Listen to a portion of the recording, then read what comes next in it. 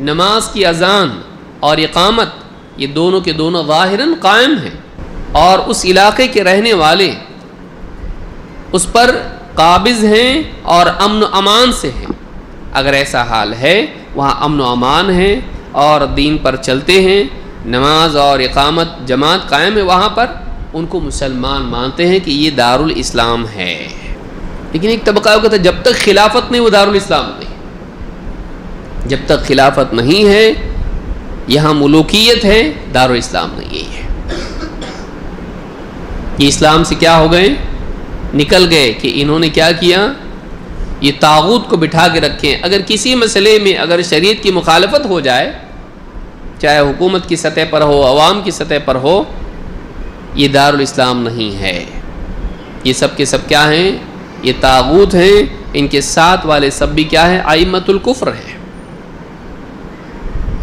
یہ جو سوچ ہے، یہ سوچ بڑی فساد کی حامل ہے، اور ملک کے ملک انہوں نے کیا کہا؟ یہ دارالاسلامی نہیں ہے۔ اب اس کے خلاف دارالاسلام نہیں تو کیا ہے؟ یہ دارالکفر ہے۔ دارالکفر کے خلاف ہم بغاوت اور جنگ کا اعلان کر رہے ہیں۔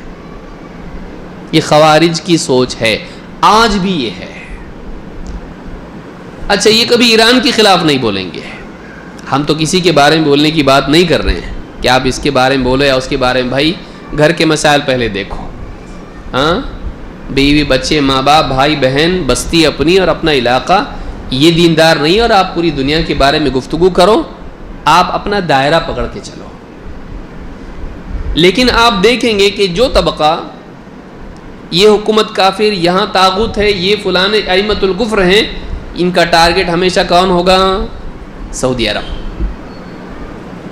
لیکن یہ کبھی دوسرے ملکوں کے بارے میں نہیں بولیں گے، خاص کر کے ایران کے بارے میں کبھی نہیں بولیں گے، بلکہ اگر آپ ایران کے بارے میں کڑوی بات بولو تو وہ دفاعی بات کریں گے آپ سے۔ دیکھ لینا آپ، اس دور کے خارجی فکر رکھنے والے ہمیشہ ایران کے سپورٹ میں بات کریں گے، عام طور سے وہاں بہت ساری چیزوں پر کمپرومائز کر لیں گے۔ آپ بولے ارے وہ لوگ تو ابو بکر و عمر کو کافر کہتے ہیں رضی اللہ عنہما، ہاں لیکن کلمہ تو پڑھتے نا۔ وہ لوگ قرآن کو محرف مانتے ہیں، ہاں لیکن وہ حضرت عائشہ پر زنا کی تہمت لگاتے ہیں رضی اللہ عنہا، ہاں لیکن کتنی ساری وہ صحابہ کو مرتد مانتے ہیں سوائے گنتی کے صحابہ کے، ہاں لیکن ایسا وہ شرکیات میں قبر پرستی میں پڑے ہوئے ہیں، وہ عقیدے میں معتزلہ ہیں، کتنے غلط عقیدے ان کے ہیں، ہاں لیکن ایسا ہے۔ آپ دیکھ لیجئے آپ، کیوں؟ اس لیے کہ سیاسی فکر ان کا ایک ہے۔ جس کے نزدیک عقیدہ نمبر 2 پر ہو اور سیاست نمبر 1 پر ہو، وہ سعودی عرب سے کبھی مفاہمت نہیں کرے گا، وہ ایران سے کر لے گا۔ کیوں؟ اس لیے کہ پولیٹیکل ایجنڈا ایک ہے۔ یہاں عقیدے کا معاملہ وہ امپورٹنٹ اتنا نہیں ہے، پولیٹیکل ایجنڈا ایک ہے اگر تو ہم عقیدے کے معاملے میں کمپرومائز کر لیں گے، ان کی غلطیوں کو ہم ڈھانپ دیں گے، ان پر کبھی حکم نہیں لگائیں گے۔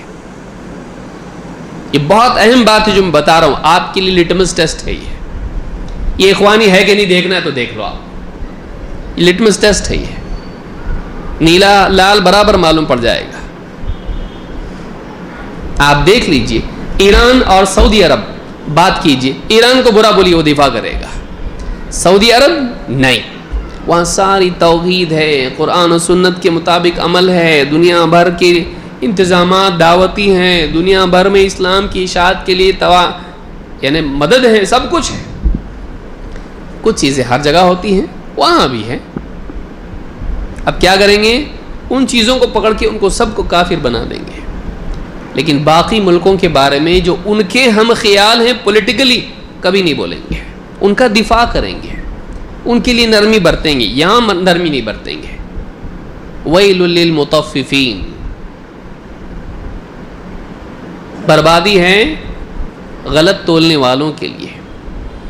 ایک کے ساتھ الگ تولتے ہیں، دوسرے کے ساتھ الگ تولتے ہیں، ترازو اس کے لیے الگ ہے، اس کے لیے الگ ہے، نہیں چلتا ایسا، اس کا باٹ الگ اس کا باٹ الگ نہیں، تولنا ہے تو پھر صحیح تولو۔ وزنوا بالقسطاس المستقیم، ٹھیک ترازو سے، سیدھی ترازو سے تولو، سب کے لیے ایک ترازو رکھو. پھر تو جن کے لیے عقیدہ امپورٹنٹ نہیں ہے، اتنا زیادہ امپورٹنٹ نہیں ہے، وہ ساری خرافات کو برداشت کر لیں گے، بلکہ دفاع بھی کریں گے. لیکن اسلامی حکومتوں کو دارالکفر قرار دیں گے اور ان کے خلاف بغاوت کے لیے اکسائیں گے، اور انٹرنیٹ کی دنیا میں آن لائن مجاہد بن کے دن بھر یہی کرتے رہیں گے. یہ خوارج کا ذہن ہے.